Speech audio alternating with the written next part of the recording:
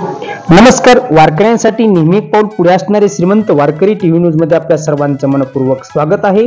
वारकऱ्यांसाठी आनंदाची बातमी. वारकरी दिंड्यांना राज्य सरकारकडून 20,000 रुपयाचे अनुदान मिळणार.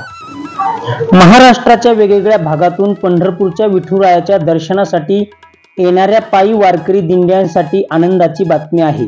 आषाढी एकादशी निमित्त राज्यभरातून निघणाऱ्या नोंदणीकृत दिंड्यांना राज्य सरकारकडून 20,000 रुपयाचे अनुदान देण्यात येणार आहे. शासनाच्या या निर्णयाने महाराष्ट्रभरातल्या जवळपास 1,500 वारकरी दिंड्यांना अनुदान मिळणार आहे. वारकरी साहित्य परिषद मंडळाने राज्याचे मुख्यमंत्री एकनाथ शिंदे यांची विधान भवनात भेट घेतली होती. या मंडळाच्या शिष्टमंडळाने दिंड्यांना 50,000 रुपये अनुदान देण्यात यावे अशी मागणी सरकारकडे केली होती. वारकरी साहित्य परिषद मंडळाची दखल घेत मुख्यमंत्र्यांनी चर्चेअंती 20,000 रुपये अनुदान देण्याचे निर्देश दिले आहेत. विठुरायाच्या दर्शनासाठी राज्याच्या वेगवेगळ्या भागातून शेकडोंच्या संख्येने दिंड्या पालख्या दरवर्षी येत असतात.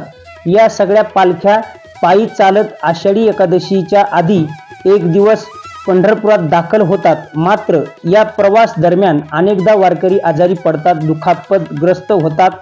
एखादा अपघातात किंवा दुर्घटनेत वारकऱ्यांना जीव गमवावा लागतो. तसेच अनेकांना अनेक कारणांनी वारी करणे शक्य होत नाही. त्यामुळे अनुदान मिळाल्यास त्यांची वारी घडेल अशी मागणी वारकरी साहित्य परिषदेचे विठ्ठल पाटील यांनी केली.